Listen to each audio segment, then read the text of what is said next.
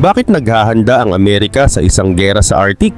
Sa mga nakaraang taon ay tila nakalimutan na ng mundo ang hirap ng digmaan sa gitna ng matinding lamig habang mas nabigyang pansin ang mga labanan sa mainit at tuyong disyerto. Pero ngayon ay muling bumabalik ang tanong, handa ba talaga ang Amerika kung ang digmaan ay muling sumiklab sa mga rehiyong binabalot ng yelo? At ano nga ba ang ginagawa ng Amerika para muling ihanda ang sarili sa ganitong klaseng laban? Tara tuklasin natin ang sagot sa likod ng tanong na ito. Pero bago tayo magsimula ay baka pwedeng paki-like at subscribe ng video na ito. Malaking tulong at bagay na ito sa aming mga content creators. Maraming salamat po. Kaya naman simulan na natin.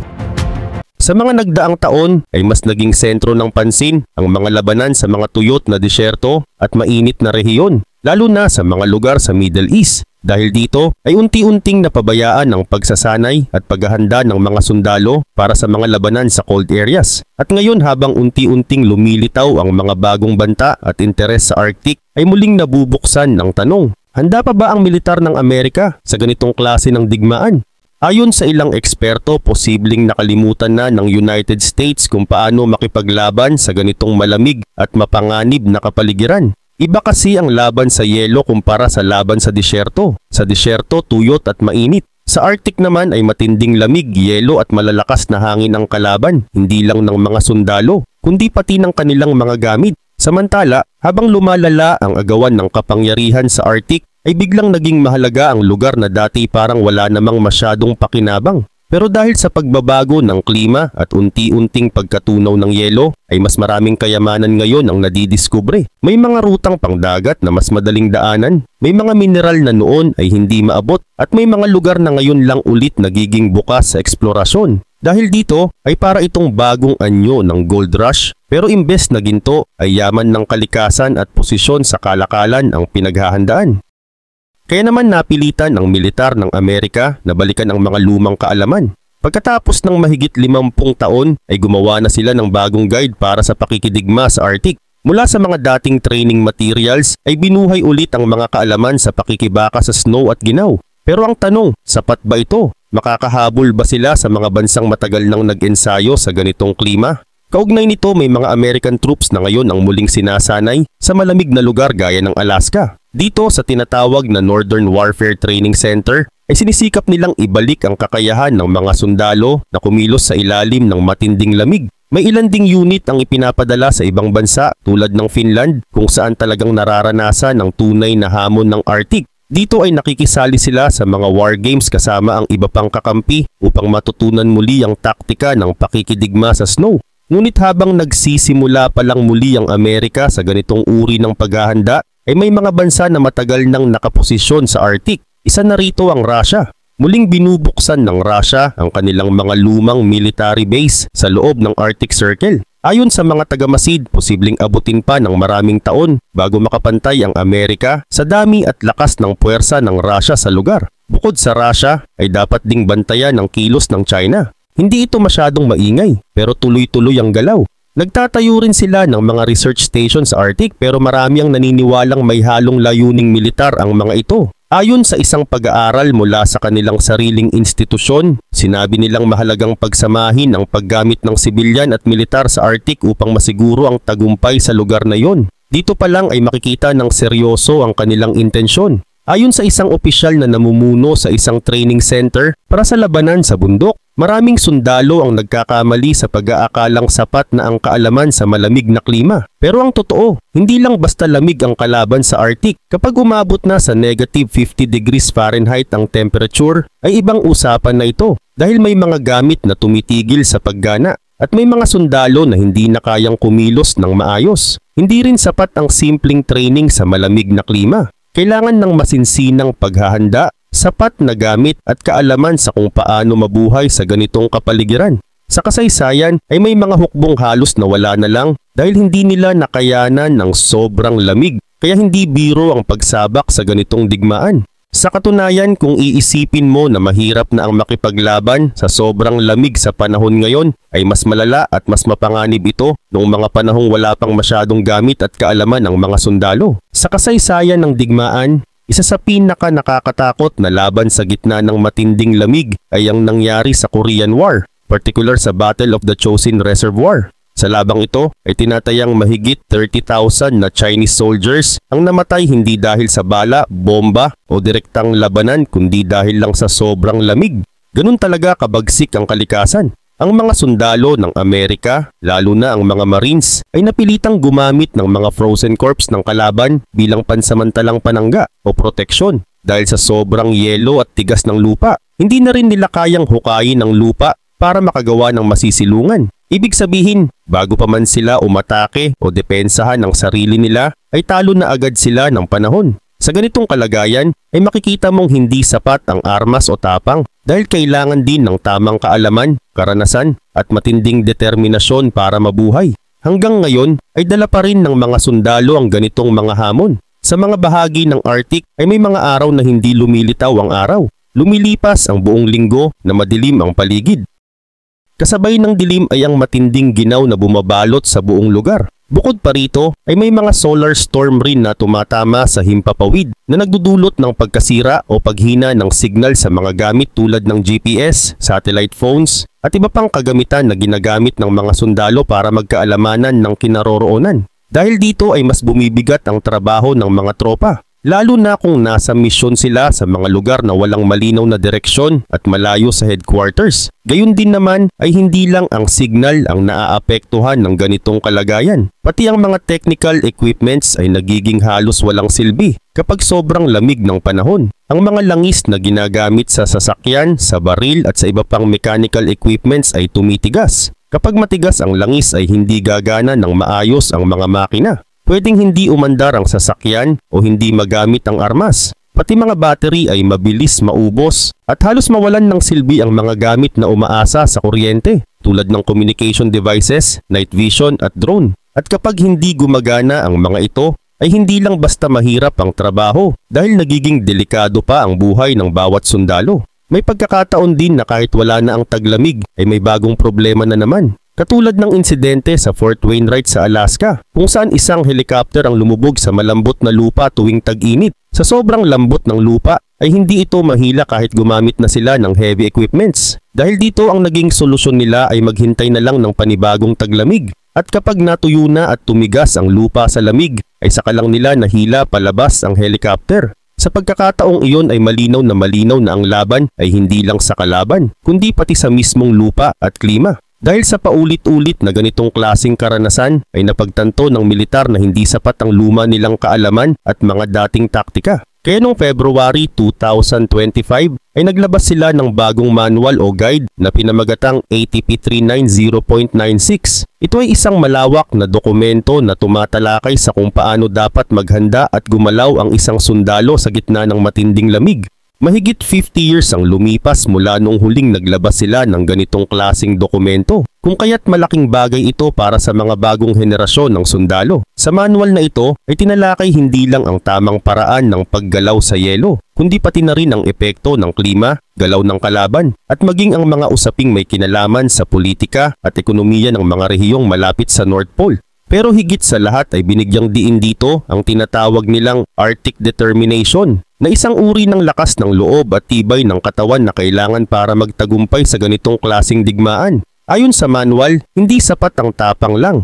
Dapat ay may malinaw kang kaalaman sa sitwasyon, may sapat kang training at may tiwala kang kaya mong matapos ang misyon mo kahit gaano pa kahirap ang lugar. Kaya para lalo pang mapalakas ang kakayahan ng kanilang mga sundalo ay nakipagtulungan ng Amerika sa dalawang bagong miyembro ng NATO, ang Sweden at Finland. Nitong nakaraang taon lang ay nagkaroon ng isang malawakang pagsasanay na tinawag na Exercise Arctic Forge 2025. Sa pagsasanay na ito, ang mga sundalo mula sa 10th Mountain Division at 11th Airborne Division ay tinuruan kung paano gumamit ng skis na mula sa karanasan ng Finland. Bagamat sa unay tila nakakatuwang pagmasdan ng mga sundalong nakaski sa kagubatan, ay napag-alamang ito pala ay isa sa pinaka-epektibong paraan para makagalaw ng mabilis sa makapal at malalim na snow. Dahil dito ay nagsimula na rin ang militar ng Amerika na bumuo ng sarili nilang version ng skis bilang bahagi ng kanilang paghahanda sa taglamig. Sa tulong ng Finland na kilala sa buong mundo bilang eksperto sa Arctic warfare,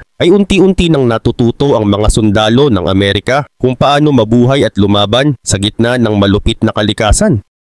Sa pinakahuling war games na ginanap noong March 2025 ay bumagsak ang temperature sa -40 pero tuloy pa rin ang training. At ayon kay Lieutenant Buckland, namangha siya sa style ng mga Finnish soldiers. Hindi raw ito stiff o matigas gumalaw, kundi likas ang pagiging mabilis, tahimik at maliksi. Ang kanilang kilos ay parang tubig, walang sagabal at walang alanganin. Sa totoo lang ay hindi na rin ito nakakagulat dahil matagal nang sanay ang mga taga-Finland sa ganitong klase ng laban. Noong 1939 ay nilusob sila ng Soviet Union sa tinatawag na Winter War. Bagamat mas kaunti ang kanilang sundalo at kulang sa gamit ay hindi sila umatras. Sa halip ay ginamit nila ang snow, bundok, dilim at ang ginaw para talunin ang kalabang mas malaki sa kanila. Sa loob ng 2 buwan ay pinahirapan nila ang puwersa ng Soviet at sa huli ay 9% lamang ng kanilang lupa ang napilitang isuko. Dahil sa karanasang iyon ay naging likas na sa kanila ang pagiging eksperto sa Arctic warfare. At sa panahong muli na namang lumalala ang tensyon sa mga rehiyong malapit sa North Pole ay sila ngayon ang itinuturing na pinakamabisang katuwang sa pagsasanay ng mga sundalong gustong matutong lumaban sa gitna ng dilim, yelo at lamig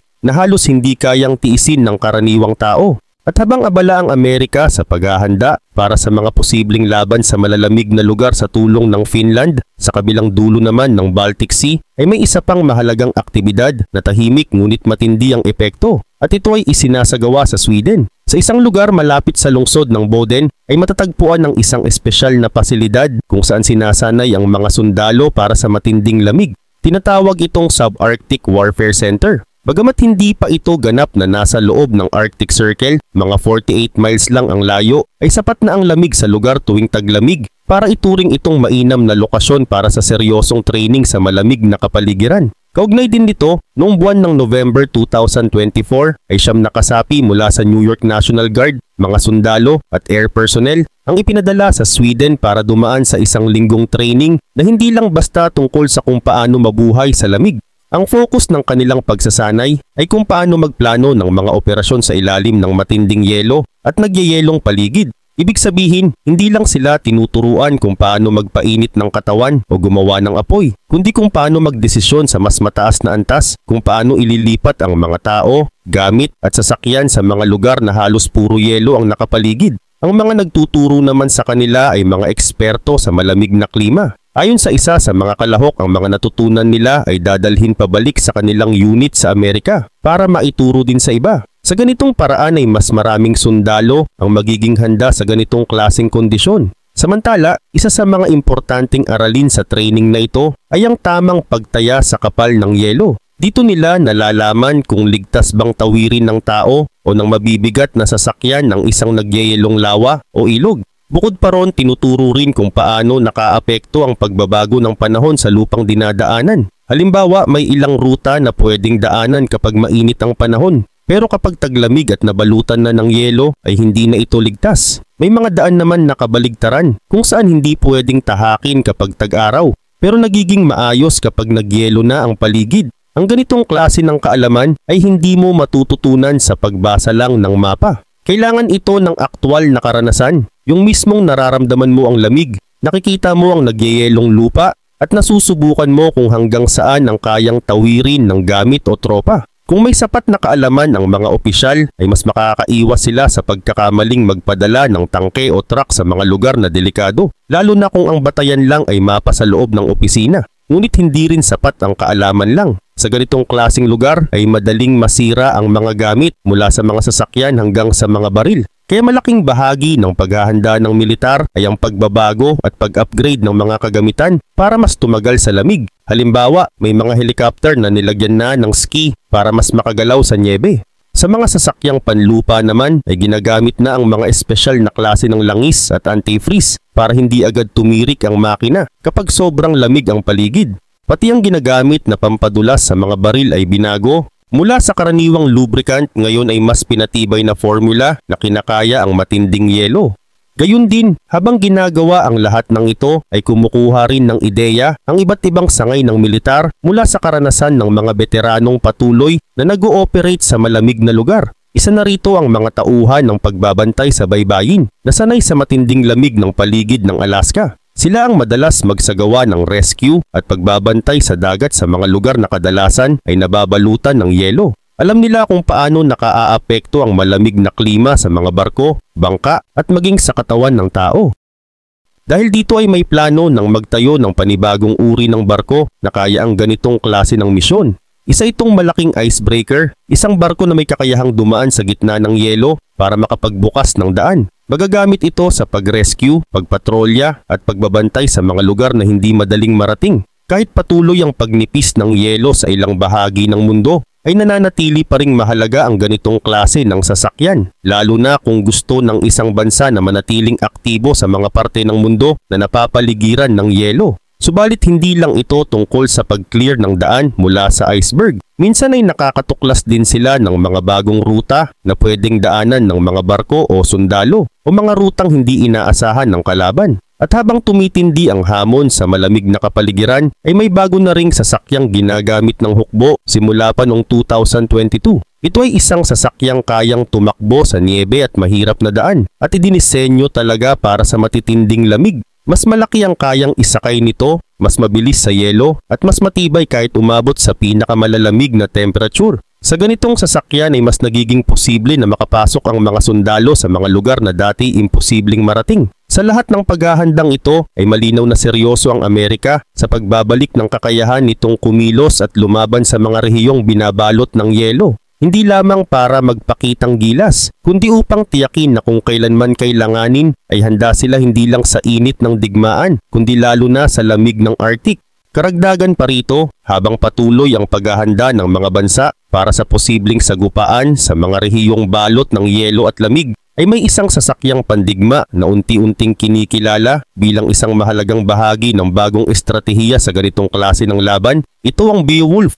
Ngunit higit pa ito sa isang ordinaryong sasakyang militar. Isa itong uri ng platform na maaari pang gawing batayan ng iba't ibang bersyon na tutugon sa iba't ibang pangangailangan sa digmaan. Maaaring gawing version para sa pagsisiyasat, para sa paglikas ng mga nasugatan o para sa mga lider ng operasyon na kailangang manatili sa gitna ng laban habang patuloy na nagbibigay ng utos. Kaya nitong kumilos kahit nagyayelo na ang buong paligid na isang napakahalagang katangian sa mga lugar na halos hindi na magalawan ng karaniwang sasakyan. Sa simula pa lang, ang pagkakabuo ng Beowulf ay bunga ng pagtutulungan ng dalawang bansang may malawak na karanasan sa malamig na digmaan. Ngunit habang ginagamit ito sa iba't ibang pagsasanay at operasyon, ay mas lalo pang napatunayan ang tibay, lakas at kahusayan nito. Sa halip na karaniwang disenyo, may dalawang katawan ang sasakyang ito at gumagamit ng full track system. Ibig sabihin may kakayahan itong umikot at mag-adjust ayon sa galaw ng lupa. Sa pamamagitan ng disenyong ito ay nananatiling dikit sa lupa ang mga gulong kahit gaano pa kahirap ang dinaanan, maging ito man ay yelo, putik o bato. Samahan pa ng malakas na makina na may 6.7 litrong turbocharged diesel engine na nagiging madali para sa sasakyan ang makalusot sa makakapal na snowdrifts at maputik na bahagi ng kagubatan o bundok, habang nananatili ang bilis at liksi nito kahit sa masikip o baluktot na daan. Bukod sa abilidad nitong dumaan sa mahihirap na lugar, ay may sapat din itong kapasidad sa loob. Kaya nitong magsakay ng 14 na sundalo na may buong gamit o magdala ng kargamentong umaabot sa 8 tons. At kung ang pag-uusapan ay bilis, nakakagulat ding marating ng Beowulf ang bilis na 65 kilometers kada oras. Ngunit ang pinaka-unique na katangian nito ay ang kakayahang lumusong sa tubig kahit ito'y malalim o malamig na lawa o ilog. Hindi na kailangang gumamit ng dagdag na kagamitan o preparation. Kapag naisara ang mga pinto, ay pwede na itong ilagay sa tubig at patuloy na lumakad sa ilalim ng matinding lamig. Mahalaga ito sa mga Arctic swamps at mga lugar na natutunaw ang yelo kapag nagbabago ang panahon. Bukod pa rito, pagdating naman sa depensa, ay may batayang proteksyon ito laban sa maliliit na bala at pagsabog ng mga pira-pirasong armas. Ngunit kung kinakailangan ay pwedeng palakasin pa ang proteksyon nito gamit ang mas makakapal na armor. Kaya nitong tiisin ng pagsabog ng mga landmine o atake mula sa mabibigat na baril. Hindi man ito idinisenyo bilang pangunahing tagapagsimulang umatake, ay may kakayahan naman itong suportahan ang mga frontline troops sa pamamagitan ng pagkakabit ng mga maliliit na baril sa mga mounting points nito. Sa hinaharap ay posible ring magkaroon ng version nito na may kasamang air defense system o kakayahang maglunsad ng mga bomba o mortar. Noon ngang 2022 ay naglaan ng militar ng napakalaking pondo para ipagpatuloy ang produksyon ng Beowulf. Dahil sa magandang performance nito sa mga pagsasanay ay nagpa siya ang pamunuan na dagdagan pa ng karagdagang 44 na unit noong sumunod na taon. At ang nakamamangha pa rito, sa loob lamang ng mahigit isang taon matapos lagdaan ng kontrata ay dumating na agad ang unang batch sa mga peeling base ng hukbo, kabilang na ang mga nasa yelo ng Alaska. Ipinapakita nito na seryoso ang mga pinuno sa pagbibigay ng atensyon at pondo sa misyon ng pakikidigma sa Arctic.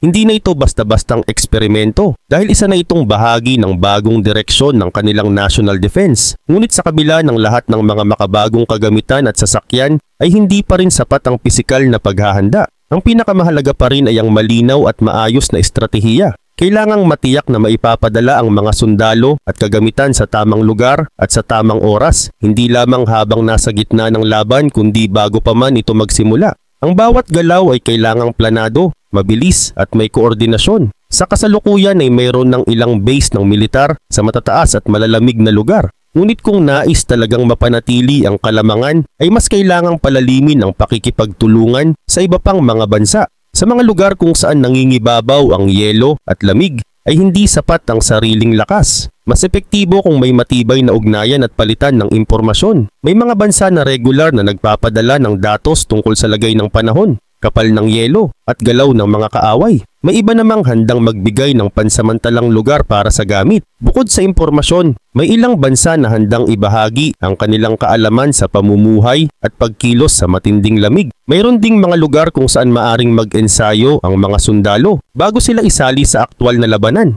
Sa ganitong paraan ay mas nagiging handa ang bawat unit at mas bumibilis ang kanilang pagkilos kapag kailangan na.